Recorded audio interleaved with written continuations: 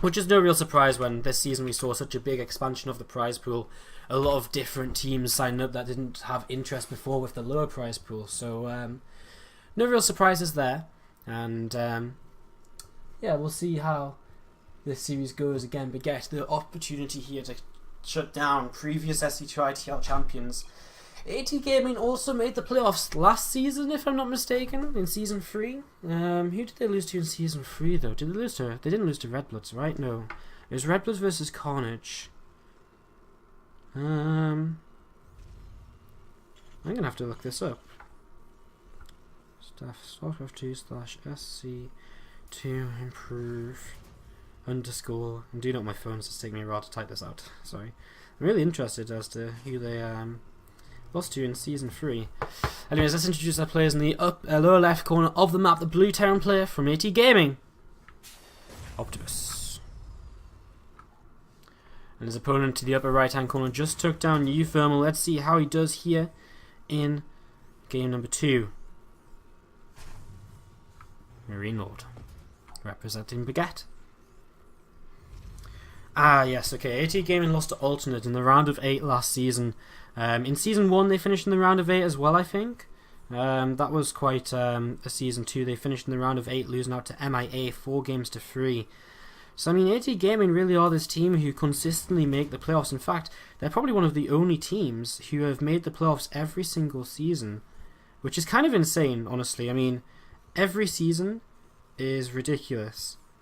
It really is. I'm just going to peek at the playoffs here from Season 1 as well.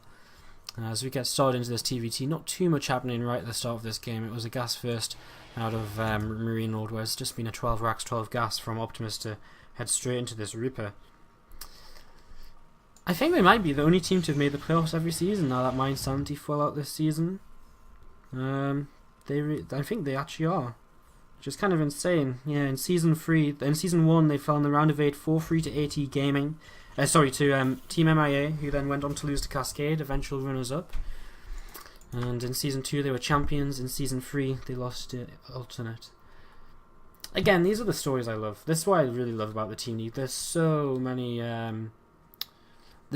stories, there's so much interest, there's so many, like, you just get so much, like, just the stories build up over time. I guess there's no other way to say it other than stories. Like, that's what it is, the storylines, and seeing teams come back and compare how they run for each season and how well they do. And I mean, when AT Gaming won Season 2, it was a huge upset. It was a huge upset back then, because Mind Sanity got knocked out by Alien Invasion, and then AT Gaming came along and knocked out AI. And they went into the finals against Vega Squadron, where Vega Squadron were favoured, and then Optimus, the guy who's playing right now, came in and all killed. The storylines are really awesome, and it's, again, something I'm really looking forward to exploring more as we head into Season 5 and to make a bigger deal out of it all. As we get ready to go into this game, we have a Hellion chasing a Reaper away right now, and is that a second Reaper coming across the map? It must be, right? Yeah, second Reaper coming across, so the Optimus needs to be a little bit careful. He does sneak up to that high ground, and I think MarineLorD's going to be a bit shocked when he sees that this Reaper is actually going to be helping out here. He does lose that first Reaper though, which is a bit of a mistake. Is he going to lose this Reaper too? No, he won't. This Hellion's going to escape though, as we'll just head across the map and look to see what it can get up to. Banshee on the way, Cloak on the way as well. And MarineLorD heading into that Cloak she play. Faster expansion, of course, from Optimus, and so he'll take a little bit of an economical lead here early. So if he can defend that early Banshee of his opponent, he should be able to be in a pretty good position. His own starport on the way up, reactoring out Hellions of his own as well. As MarineLorD doesn't know where his opponent is just yet, so he's actually going to come to the top left and see if he's here. And when he doesn't see that his opponent's here, he'll go into the bottom left instead, I imagine, as this Reaper pops in and wants to get a little bit of a scout off. And seeing that Cloak would be a huge thing to see, and also seeing the barracks going onto the reactor is really nice as well. He's going to just sit here for a moment, trying to delay this barracks from landing, which is cute. I mean, it's such a minimal difference, but I mean, a couple of seconds delay a Marine or two by a couple of seconds, it's a very small but effective sometimes differences.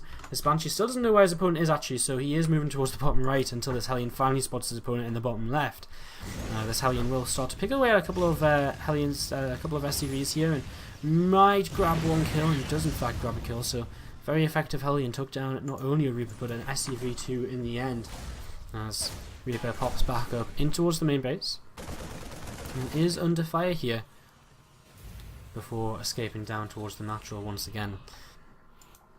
Banshee on the way back in from MarineLorD coming along this south side, and well, I say back in, but it's actually the first time the Banshee is entering this base. As oh no, the turret is literally stuck on 25 out of 25.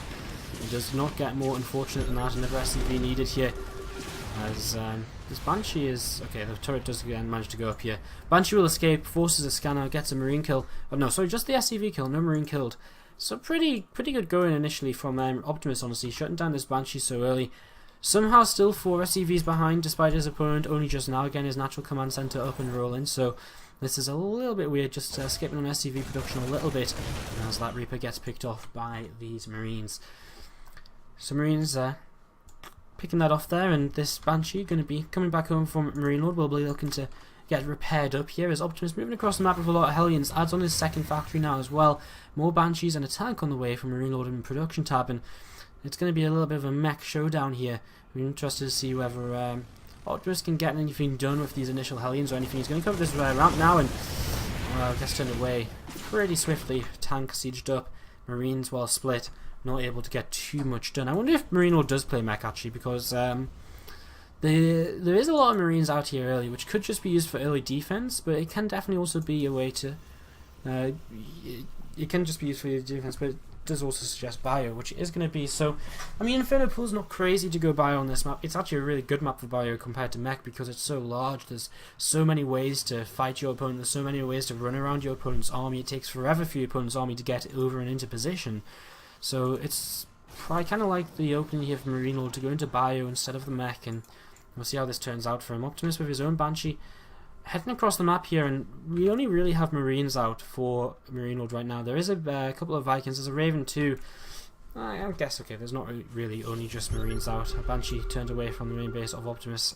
Scan from MarineLorD is going to see these Banshees incoming in. He already has a turret in position, so defends this easily here. Still just trying to do a little bit here and there with his own units, as these Hellions don't achieve anything at all, turned away from the front door by these tanks pretty swiftly. There's again another Banshee just slowly picking up the kills. The Sati on hold position out of range of that turret, and will actually pick up 3 more kills now. So again, doing a really great job. The Banshee in the main base also sacrificing itself. We got up to 9 worker kills in total in the last few moments here, as Vikings and a Raven chasing away this Banshee of Optimus. Only 1 kill there. So really, MarineLorD taking a bit of a lead in terms of economy right now. 42 SCVs to the 33 of his opponent. And these this Banshee just attempting to escape, but MarineLorD's got a bit of a push going for himself here. A couple of tanks alongside a big chunk of Marines moving out onto the map. A lot of Hellions moving out too, and you know, a big counterattack from Optimus could do a lot of economic damage. Of course, he's got to try and stay alive himself, and I guess he could possibly just clean this up himself. I mean, there's a couple of auto turrets available though, in fact a lot of auto turrets available, which will really help in this fight. There's a lot of Hellions, and it's pretty much only Hellions from Optimus, and he doesn't have Blue Flame just yet either, as he really needs to engage before these tanks siege up. I think that's his best possible opportunity here. A couple of Banshees for himself coming in as well. The tanks are going to start sieging, but these Hellions are just going to run forwards, and they're going to start cleaning out quite a bit of this, but is it going to be enough? He's going to lose all of his Hellions here in the end. Optimus just doesn't have enough to take it down. 2 tanks remain, and over here we actually have the Vikings being dealt with. I guess these 2 Banshees will be able to move forwards and clean up the rest, so this is pretty nice. A couple of water turrets will come down now finally from MarineLorD to help out against this, and Optimus is going to have to just turn away from this. He gets 1 tank but not a second, and this Banshee will continue. Oh, just gets sniped off there. So again, MarineLorD just picking off everything, and Optimus losing a few too many units. I wonder if he would have been better to just counterattack, force MarineLorD to decide whether he wanted to still attack, because I mean the Hellions are so fast they maybe could have got across the map, got some damage in, and then come back home. It's so risky though, of course, when you don't know exactly what's left back at home and so on. So we'll see what happens here as we continue in this game. 93 supply to 75 favouring MarineLorD right now. He's 16 workers up. His upgrades are starting to kick in as well, of course. He is playing bio, so Stim, Combat Shield starting to come in. His you know, just his general +1 upgrades as well starting to drop into position too.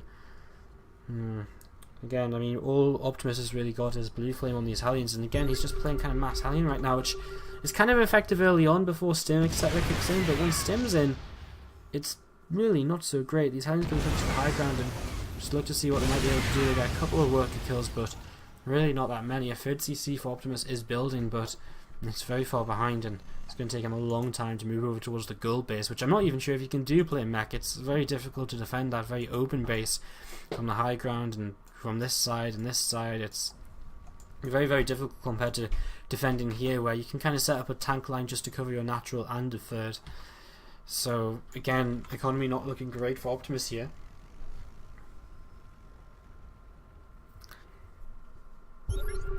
These Hellions still just keeping MarineLorD back though, keeping him honest, doesn't let him move across the map without at least the threat of these Hellions doing something. They won't be a Marine on the watchtower now.